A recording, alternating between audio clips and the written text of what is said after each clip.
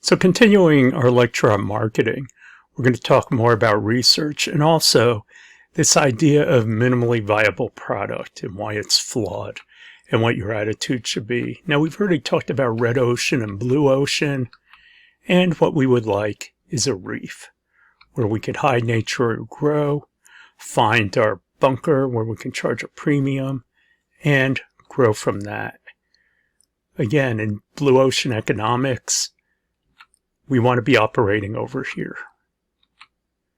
Over here, this is where the corporations are.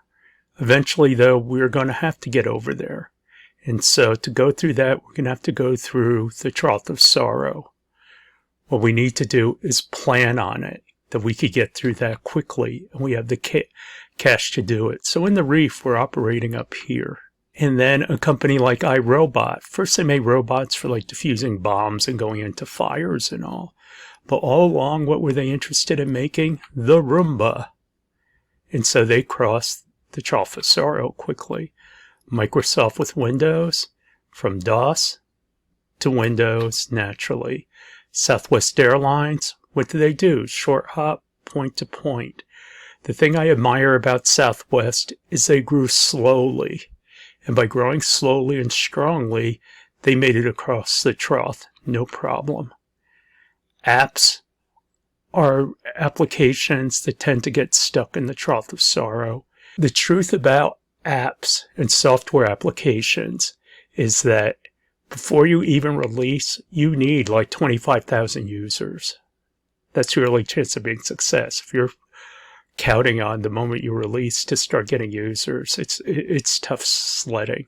The other thing that's also very tough that tends to start in the trough of sorrow is food. In terms of our reef, how do we defend ourselves? Well, first, we could be the first mover, or we can dominate the space. Now, the way Walmart did it is Walmart originally moved into towns with only 50,000 people, because a town the size of 50,000 people can only support a Walmart. They can't support anything else. Maybe it's through the pricing, there's context issues, or I have a good landscape strategy in terms of lock-in and lock-out.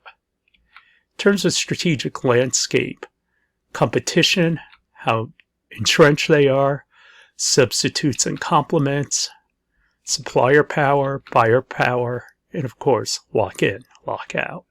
How do I keep my customers in, but lock out the competition? Archetype and segments gives you focus, but that means they'll buy anything. So you can have 20,000 clicks and hundreds of thumbs up, and it doesn't mean anything. You need validation and influence. So we look at market entry. What are we focusing on? So maybe it's persona. What do we expect our customer to look like? And we focus on that. On the other hand, it's hard to get much in the way of sales doing it that way. So we look at segments. And we look at people who have something in common so they can talk to each other. That's what a market does.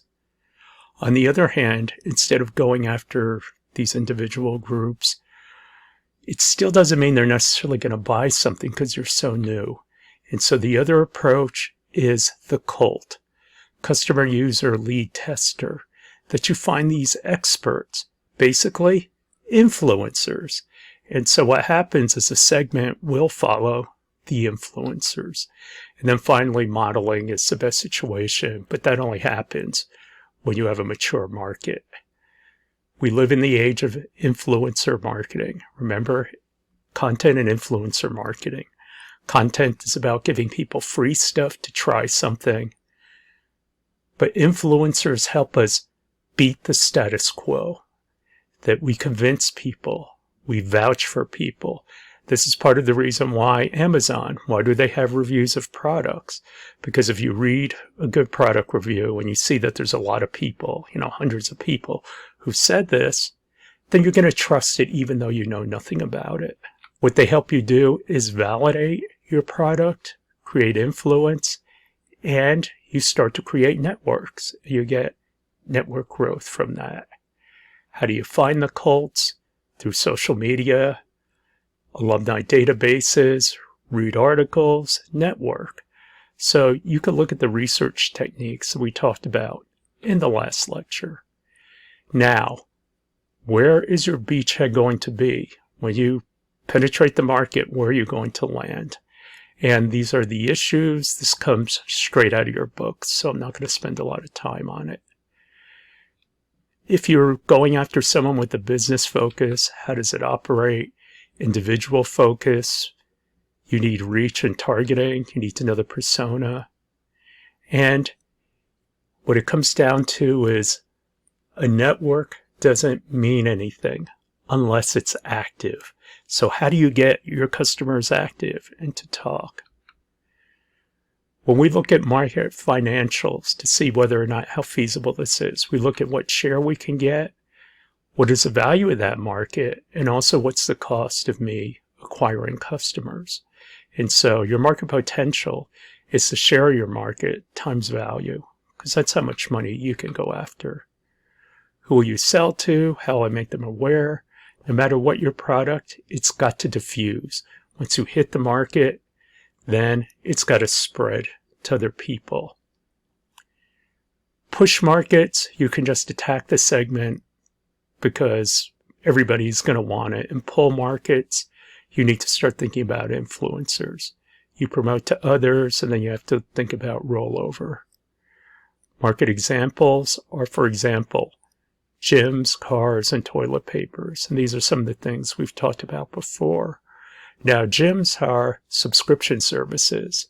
And subscription services people love. Why? Because more than 50 people who get subscriptions forget they have them and they overpay. If everybody who had a gym membership showed up, there'd be no room in the gym. They're banking on you not showing up. In terms of research, first approach is interview. Talk to people. Find out what their issues are. Also, look at reference data. Are there reports?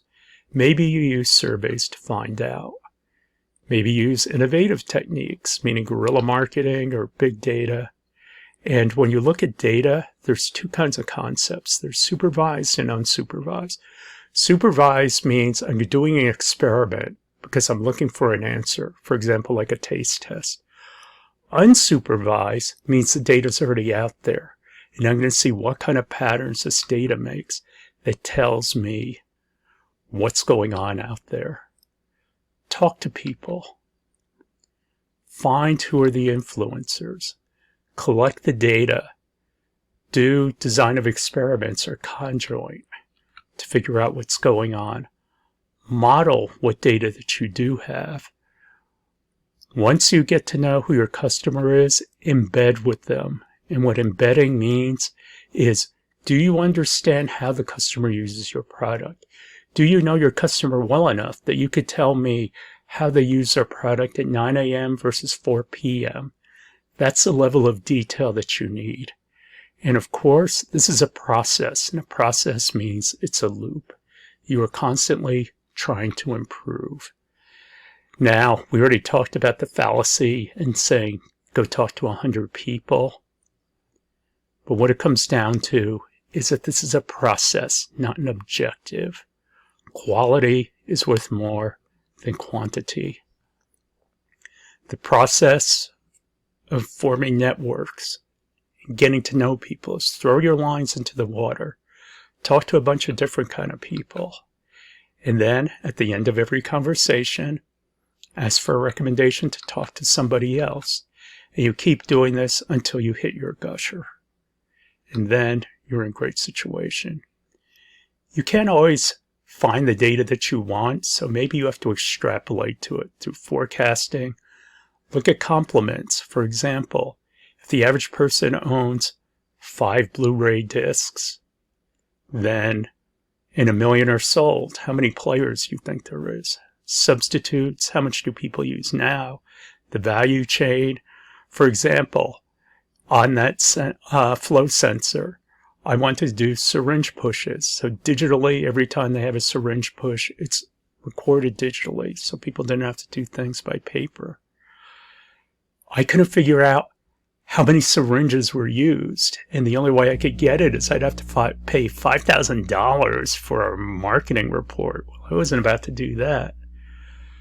So what you do is look at what it's connected to. If I have a syringe, that means I need to have a needle. And as it turns out, 1 billion needles are used every year. So my assumption is there would be at least 1 billion syringe pushes. Also, if you can form an analogy to something else, then you can make something compare to it. An analogy, for example, is HDTV. How fast was it going to grow? And I said, look at the growth rate of FM radio. FM radio was about higher fidelity, and that's what HDTV was about.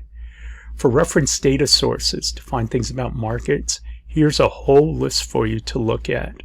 Some of the big ones for you to use is HubSpot. HubSpot has tons of articles. They were started by some MIT students who want to do marketing for startups. Google, of course, is a great place. And the library. The library will actually do searches for you. They are a great resource, and they'll get you quantitative data. So determine who you're going to be selling to find that market. Opportunities through gaps, niches, and pain. Who's your customer? Go out and talk to them. And investors are going to ask you for validation, feasibility, and that includes marketing. Be prepared. Now, just to give you some ideas, I call these my billion-dollar ideas. Once a couple of students asked me, what are your billion-dollar ideas, Dr. Cho? And when it comes down, who you are comes out in what you do. Looking at the 3 pillars, a W.P. Carey professor said this to me, and he said, well, you're a cheater when it comes to marketing. And I said, well, why? And he said, you always pick things that are easy to market. If you can build it to what you say it is, it's easy to sell. And I never thought about it before, but subconsciously, those are the products that I liked because marketing is hard. It's hard to get people to give you their money. And so, naturally, why do I want to fight a 3-front war? No, something's got to be easy. And so that was going to be marketing. And I came out of the semi-industry, so I know how to make a lot of something. I'm also a devotee of the art of war. And the art of war is about how do you engage and fight people. Do you do it directly or do you do it indirectly? What do you know? So, a guy I worked with, John Bernstein, once said to a program manager, I only get $400,000 a contract. You get $4 million. Why is that? And the project manager said, you think small, that's why you are small. So, if you want to make a significant startup, go after a big problem. When you look for something, how is it going to churn? Avoid those problems. Landscape, understand the chain, and remember your 3 points. Unique, profit, hard to copy. My 3 ideas, one I talked about was the cool suit. The thing is, I could build a cool suit for I think about $150. Now, in order to get this to run, what am I going to have? Disposables. That's the thing. When you sell something, what is going to be your revenue stream? Meaning, if this suit lasts 10 years, how am I going to make money once everybody buys one? And just my beachhead would be basically first responders, people like that, people who have an urgent need. And so there are at least 4 million of these people. Chipset, which is what I proposed for my company and got shot down. I'll tell you that story later. But there are 1 billion syringe pushes, and this is based on a flow meter. Vasotrol.